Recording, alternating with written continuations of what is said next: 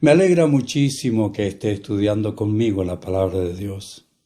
Ella es verdaderamente espada de dos filos.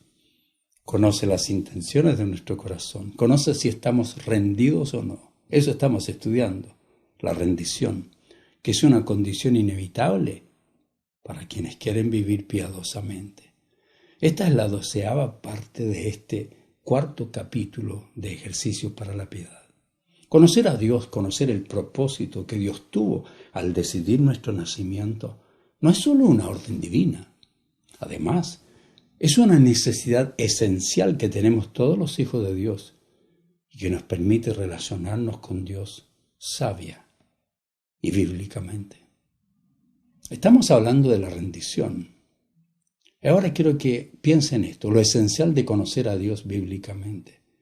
Porque estamos hablando de lo esencial de conocerle.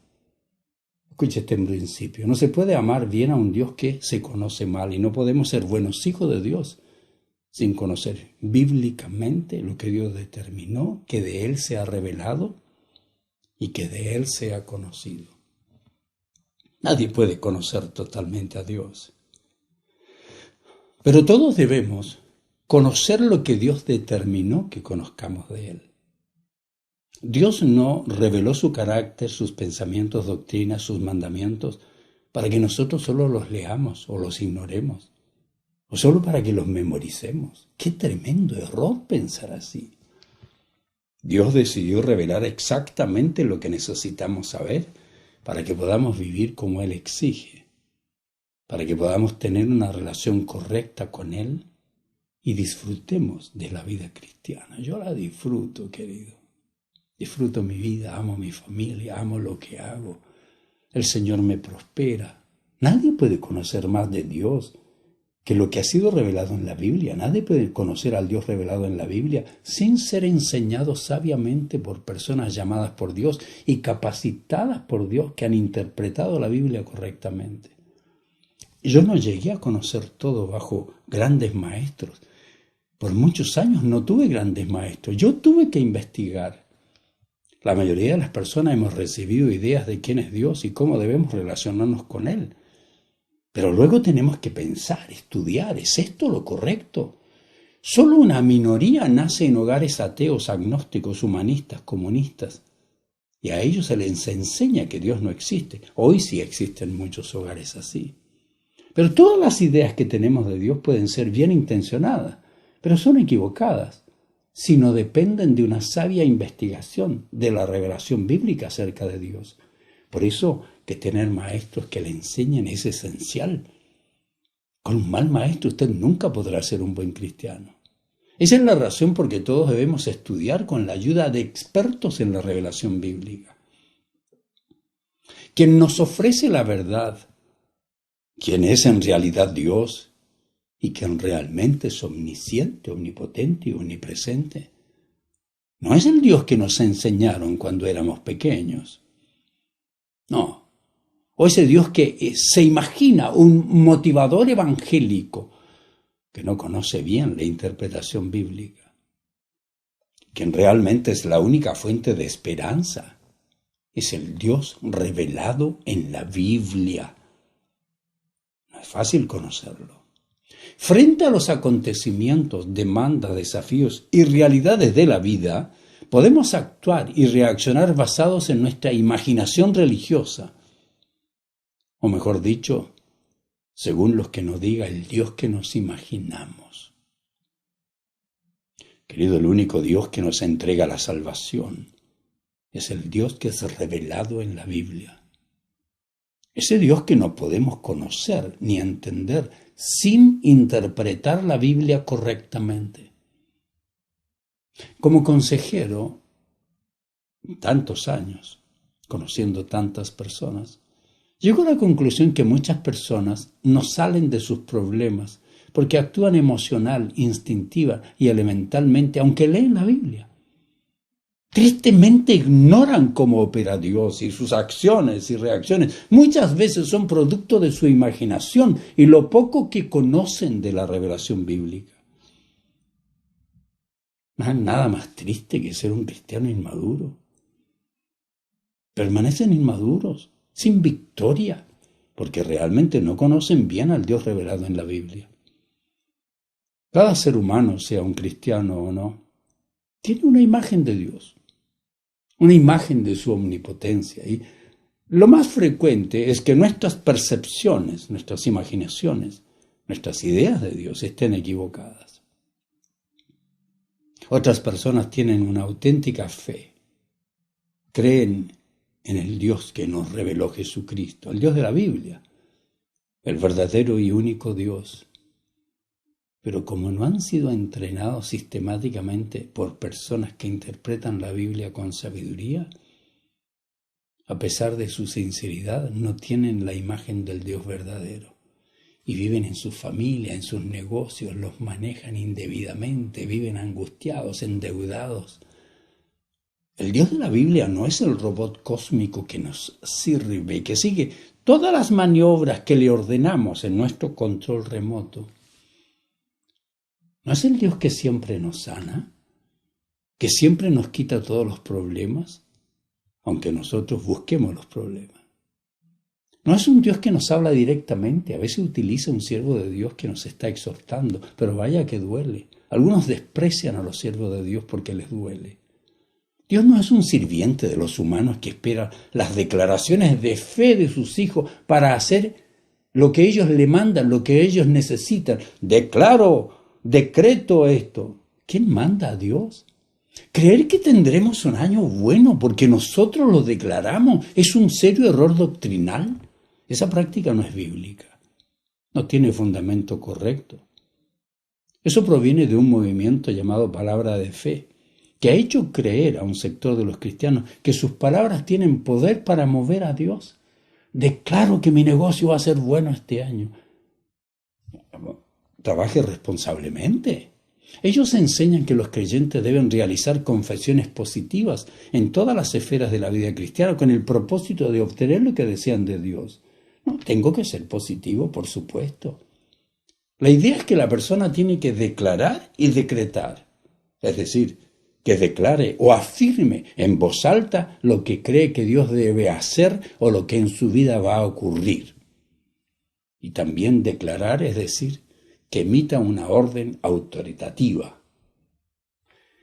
Les enseñan a visualizar el mejor futuro, lo que desean, y entonces deben declarar en voz alta y decretar lo que va a ocurrir.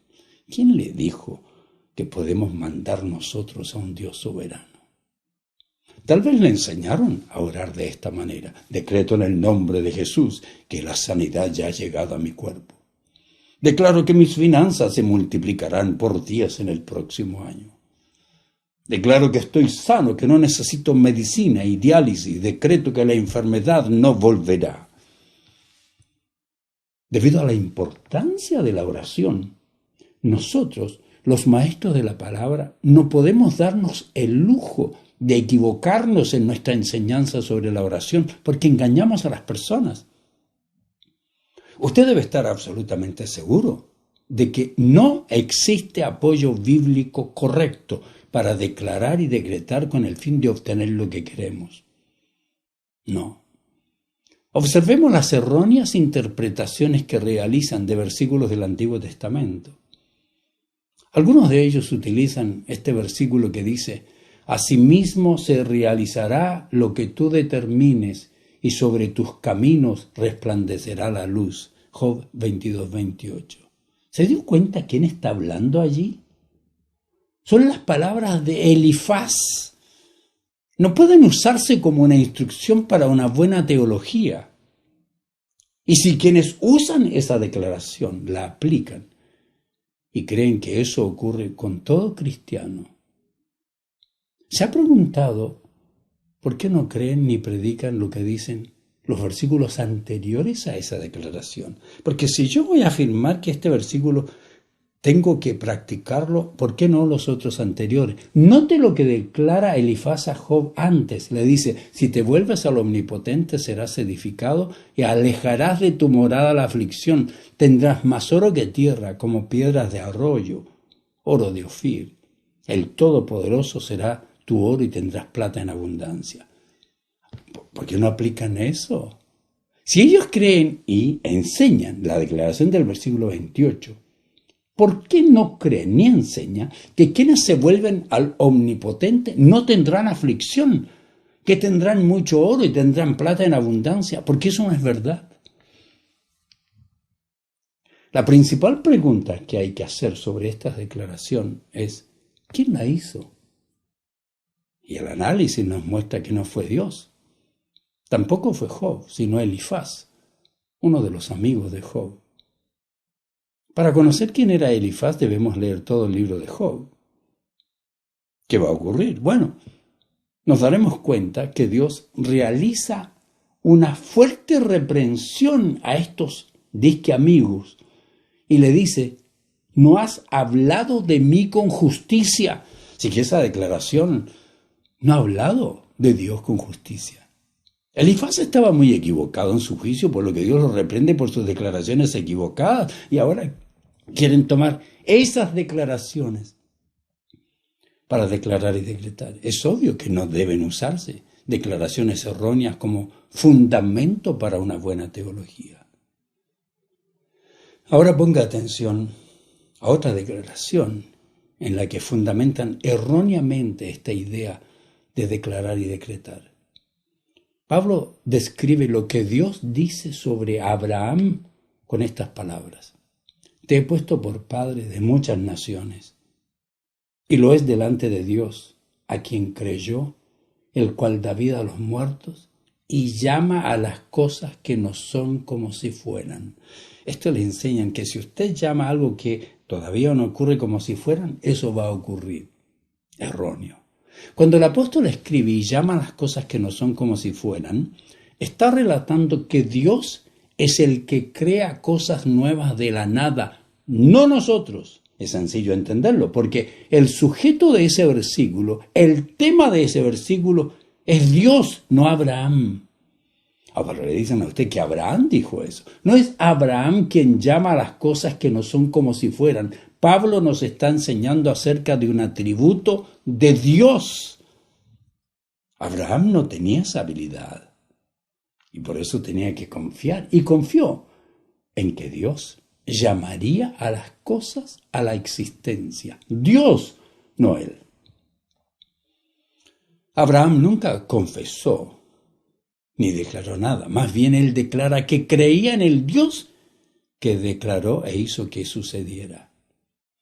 Otro error de interpretación lo basan en la declaración del salmista que dice, declararé el decreto, Salmo 2, verso 7. La enseñanza es clara. Nosotros debemos proclamar los decretos de Dios, no los nuestros. Para interpretar debemos leer todo el versículo que dice, declararé el decreto, me ha dicho Jehová.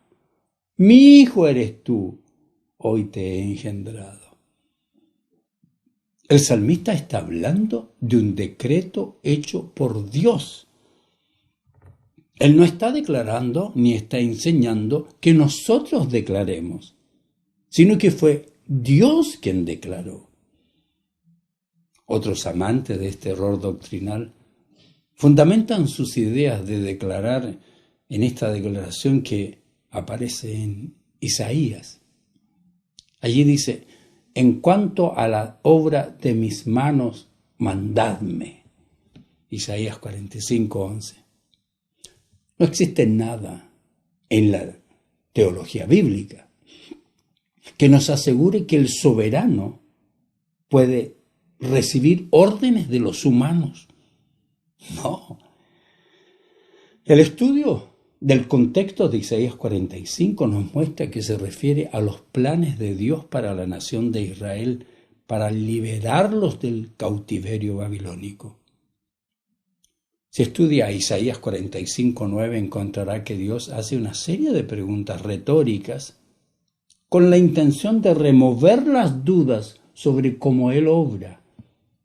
Isaías 45:11, por ejemplo, presenta esta cuestionadora pregunta. ¿Me mandarás acerca de mis hijos y de las obras de mis manos? Por supuesto que la respuesta es que nadie puede mandar a Dios.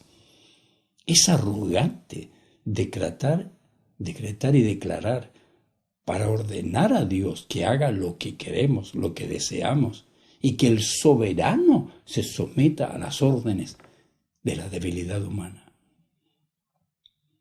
Decretarle a Dios lo que debe hacer para nuestro bien es un acto de presunción terrible. No, usted no entiende a Dios si lo hace. Debemos aprender a orar, porque la oración, recuerde, es un medio de gracia que nos permite la santificación. Mientras nos sometemos totalmente, mientras nos rendimos al Dios soberano, no es un medio la oración para ordenarle a Dios que cumpla los deseos o declaraciones y decretos de los seres humanos. No, no es para eso. Nuestro Dios es soberano. Todo lo que Él hace o no hace es bueno. Él no vive conforme a nuestra voluntad. A veces decide hacer milagros y siempre espera que vivamos santamente, que actuemos y respondamos frente a todos los acontecimientos de la vida, que respondamos bíblicamente, con integridad, con responsabilidad. Nuestro deber es rendirnos ante Dios. Nuestro deber es creer todo lo que Él nos ordena, no creer que Él va a hacer todo lo que nosotros le ordenamos. Sin conocer quién es, todo lo que Él demanda y las consecuencias de la desobediencia, es imposible vivir una vida de rendición, una vida de excelencia. Sin amarle por sobre todas las cosas, sin luchar por obedecerle en todo, sin declararlo nuestra máxima autoridad, no podemos vivir la vida fructífera y realizada que resulta en nuestra felicidad. Imposible. Para saber a quién nos rendimos, para saber por qué nos rendimos, es nuestro deber conocer y entender a Dios. Hablemos un poquito de eso. Conocer y entender a Dios. La más grande obligación de los cristianos. Ya he hablado algunas veces sobre esto, así que quiero limitar a algunos pensamientos importantes. Todo cristiano tiene la obligación de conocer y entender al Dios que ha sido revelado en la inerrante palabra de Dios. No puede ser salvado quien no conoce ni entiende lo que de Dios ha sido revelado. El conocer y entender a Dios es la más grande obligación de todo cristiano genuinamente salvado. Queridos, estoy convencido que la relación del hombre con su Creador es la más importante que puede existir. Y piensa en el Creador, piensa en el diseñador, planificador y constructor. Por ejemplo, de un robot, tendrá que concluir que el Creador es la persona más importante para el robot que por él fue diseñado.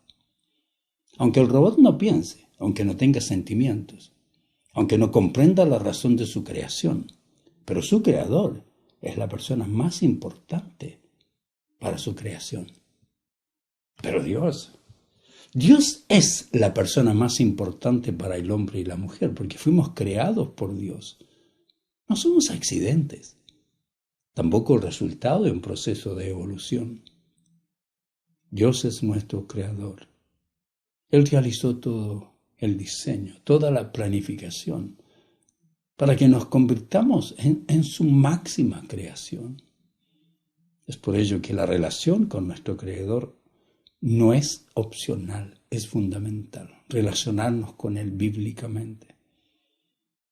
El corazón humano tiene un vacío que tiene la forma de Dios, alguien dijo con mucha sabiduría. Solo Dios puede llenar el vacío existencial de todo ser humano. Buscar conocernos a nosotros mismos, conocer personas o distintas filosofías de pensamiento, no es la solución. Las personas experimentan en la vida con drogas, alcohol, sexo, trabajo, amistades, viaje, familia. No existe nada ni nadie que pueda llenar el vacío que en el hombre tiene una forma de Dios. Solo Dios puede llenar el vacío de Dios. Por eso el profeta Jeremías escribió: no se alabe el sabio en su sabiduría, ni en su valentía se alabe el valiente, ni el rico se alabe en sus riquezas, mas alabes en esto el que se hubiere de alabar, en entenderme y conocerme, que yo soy Dios, que hago misericordia, juicio y justicia en la tierra, porque estas cosas quiero, dice el Señor. La intimidad con Dios debe ser tan cercana que nos sintamos alegres nosotros cuando hacemos algo que alegra a nuestro Creador. Debemos ser tan cercanos e íntimos a Dios que nosotros nos sintamos tristes y arrepentidos cuando hacemos algo que sabemos que entristece al Creador. Para conocer bien sobre nuestra relación con Dios, debemos evaluarnos bíblicamente. Recuerde que Dios conoce todas las cosas. Él aún sabe si nuestras respuestas son sinceras. A preguntas como estas, ¿ocupa Dios el lugar de importancia que merece en su vida? ¿Usted toma en serio a Dios y sus principios cuando debe tomar determinaciones en sus conflictos con otras personas, en elegir amigos, en hacer o no hacer algo? ¿Trata a su familia en público y frente a sus líderes de la misma manera que lo hace en privado, sabiendo que está frente al Dios soberano, omnipresente? ¿Ha recibido estudios bíblicos profundos y sistemáticos ofrecidos por líderes bien preparados acerca de quién es Dios, sus atributos, cómo opera, que Él ama y que desprecia? Usted y Dios conocen las respuestas. Lo que yo puedo decirle es que en esta congregación, Principios Congregación Online, le mostramos a Dios. Mi conclusión es que conocer a Dios no es tener idea de lo que Él es, sino haber sido salvado por Dios y haber estudiado con la ayuda de líderes sabios que saben interpretar la revelación divina y ser dirigido por el Espíritu Santo para entender la voluntad de Dios y con gozo esforzarse por cumplirla. Qué lindo es ser enseñado apropiadamente, queridos. Un pastor me escribía, me decía: pastor, estoy estudiando. Me arrepiento de que yo llegaba, abría la Biblia y pensaba lo que quería decir, y eso era lo que enseñaba, creyendo que enseñaba sobre el Dios de la Biblia. Recién estoy conociendo al Dios de la revelación. Espero que usted también lo conozca.